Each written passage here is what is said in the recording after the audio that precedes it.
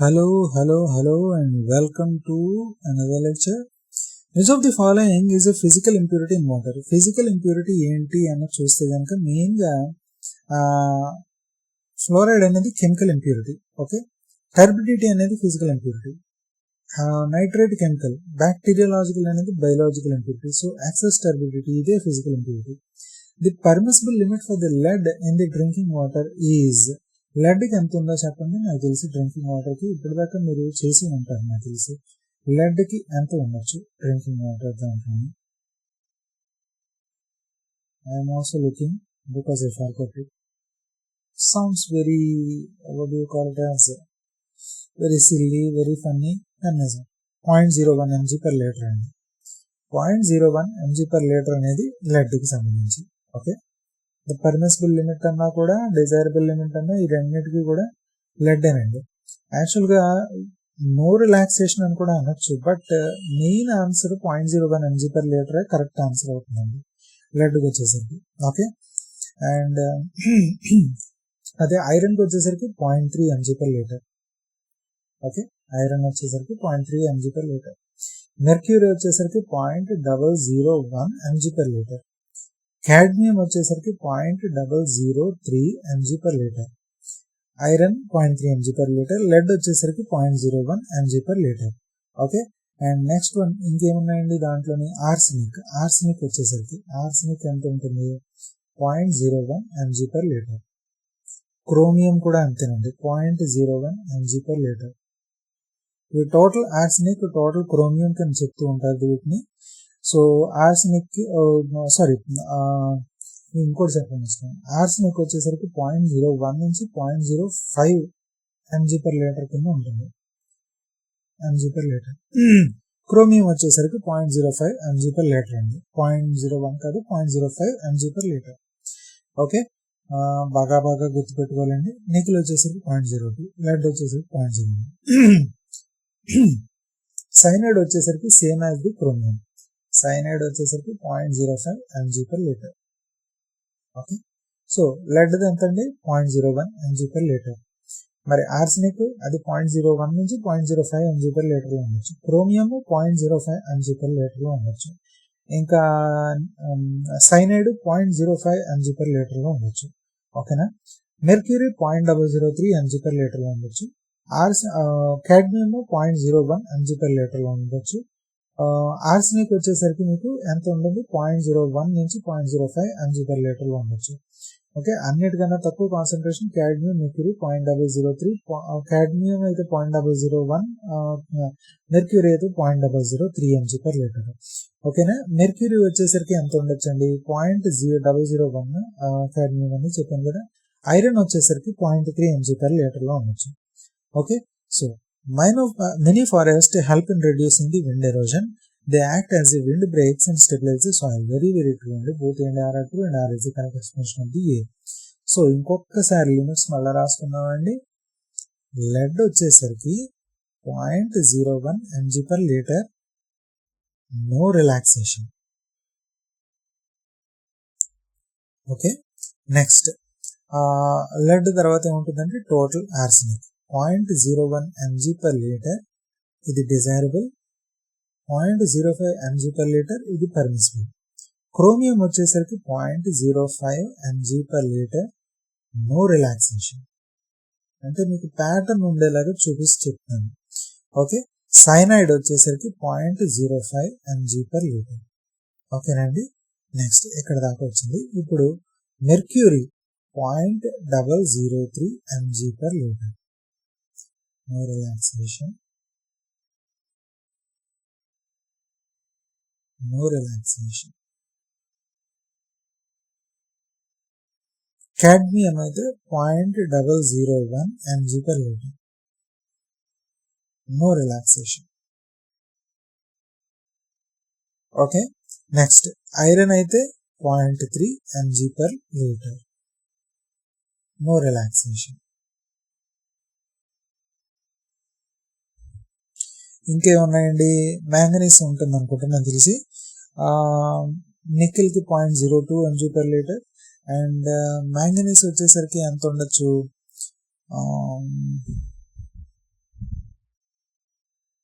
manganese, where are you manganese?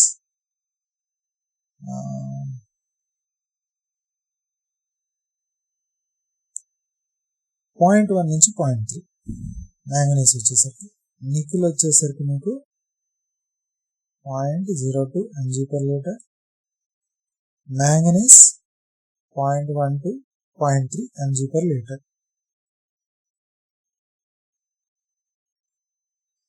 Sir చూద్దామండి, manganese 0.1 to 0.1 mg/L to 0.3 mg/L and nickel is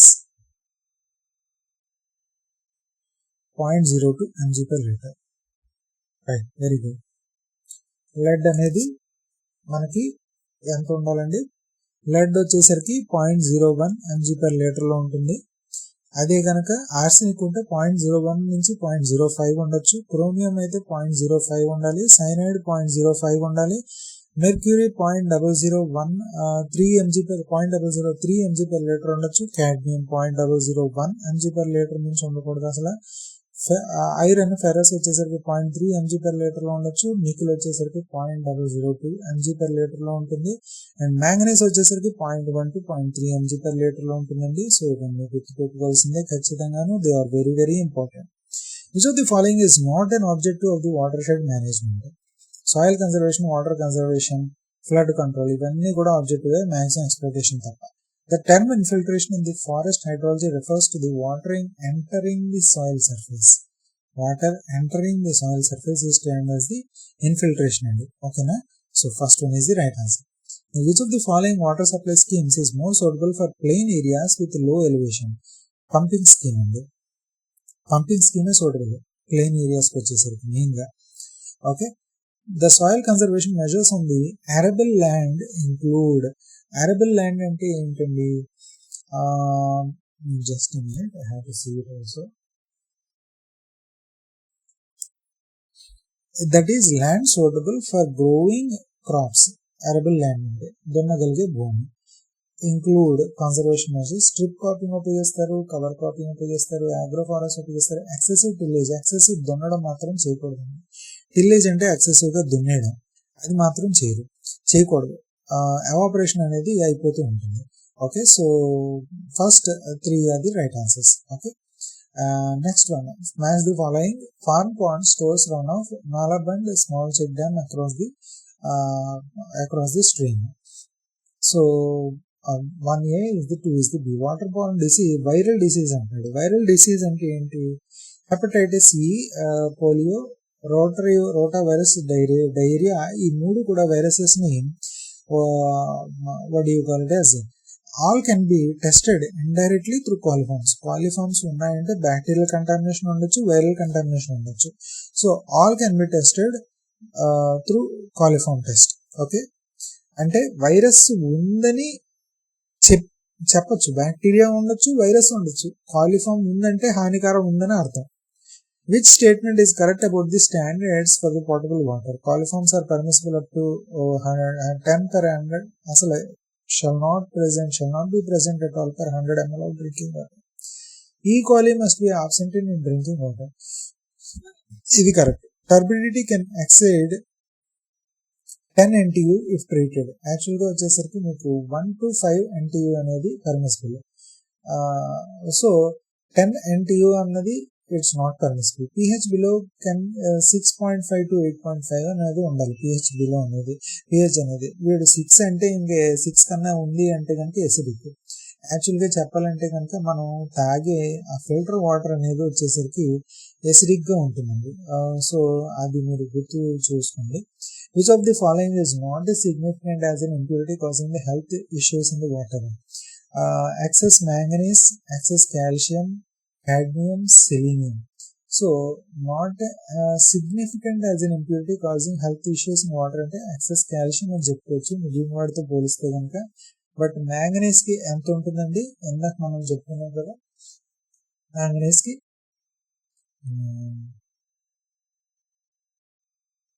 0.1 to 0.3 mg/L ఉండొచ్చు. Okay, so 0.1 to 0.1 mg/L నుంచి 0.3, sorry ఇది cadmium, 0.1 mg/L నుంచి 0.3 mg/L అనేది manganese ఉండొచ్చు. Next నేను right cadmium వచ్చేసరికి ఎంత ఉండొచ్చు అండి 0.001 mg/L ఉండొచ్చు, no relaxation. Okay, and selenium లేదా ఆర్సెనిక్ ఇవన్నీ కూడా ఎంత ఉండొచ్చు అని చూస్తే కనుక సెలీనియం ఎంత ఉండొచ్చు అండి, సెలీనియం మనం రాసుకున్నాము, సెలీనియం మిస్ చేస్తాం మనం అన్నమాట. సెలీనియం ఎంత ఉండొచ్చు, just minute, selenium where are you, selenium ఎక్కడ ఉన్నాం, 0.01 mg/L. సో సెలీనియం కూడా 0.01 mg/L కింద ఉండొచ్చు. ఇదే ఆర్సెనిక్, సెలీనియం కూడా 0.01 mg/L కింద ఉండొచ్చు, నో రిలాక్సేషన్. ఇంకొకసారి చూద్దామండి, సెలీనియం 0.01 mg/L ఉండొచ్చు, ఓకే సెలీనియం 0.1001 mg/L ఉండొచ్చు, లెడ్ 0.01 mg/L ఉండొచ్చు, ఆర్సెనిక్ 0.01 నుంచి 0.05 mg/L ఉండొచ్చు, అండ్ నెక్స్ట్ క్రోమియం 0.05 mg/L ఉండొచ్చు, సైనైడ్ 0.05 mg/L ఉండొచ్చు, మెర్క్యూరీ అనేది 0.003 mg/L ఉండొచ్చు, కాడ్మియం అనేది 0.001 mg/L ఉండొచ్చు, మ్యాంగనీస్ వచ్చేసరికి 0.1 నుంచి 0.3 mg/L ఉండొచ్చు, నికెల్ వచ్చేసరికి 0.02 mg/L ఉండొచ్చు, ఐరన్ వచ్చేసరికి 0.3 mg/L ఉండొచ్చు, సెలీనియం, లెడ్ ఇవి మాత్రం 0.01 mg/L. Okay, so excess calcium అనేది is not as significant as an impurity మిగిలిన వాటితో పోలిస్తే కనుక. ఎందుకంటే మిగిలిన వాటికి వచ్చేసరికి చూసారు కదా 0.01, 0.12, మ్యాంగనీస్ అయితే 0.12, 0.3, లెడ్ అయితే 0.01 mg/L, ఆర్సెనిక్ 0.01 mg/L నుంచి 0.05 mg/L ఉండొచ్చని, సెలీనియం అయితే 0.01 mg/L ఉండొచ్చని, ఇవన్నీ చూసాం కదా 0.01 mg/L. వాటితో పోలిస్తే కాల్షియం అనేది 75 to 200 mg/L ఉండాలండి యాక్చువల్గా అయితే కాల్షియం అనేది, కానీ మెగ్నీషియం అయితే 30 to 100 mg/L ఉండాలి. సో బట్ మెయిన్లో వచ్చేసరికి హార్డ్నెస్ వస్తుంది కానీ టాక్సిక్ అనేది అంతలా రాదు. So that is one. The desirable pH range for potable water as per the BIS is 6.5 to 8.5. Percolation tanks are effective for the groundwater recharge in the hard rock areas. They allow slow percolation for stored runoff into the fractures of the aquifers, which is very, very true. So both A and R are true and R is correct explanation of A. Which of the following is a biological measure for the soil conservation? Soil conservation వచ్చేసరికి biological measure అంటే ఏంటి అంటే కనుక మెయిన్గా grasped water ways లేదా అదే అనుకుంటున్నాను grasped waterways అని. Yes, grassed waterways of the biological and the vegetative measure. And the forest hydrology studies primarily focuses on the water yield and the quality influenced by the forest cover. అంతే. Which of the following statements are the correct about gravity schemes? Low operation maintenance cost, dependent on topography, no energy requirement, always cheaper than pump lifting and flat areas.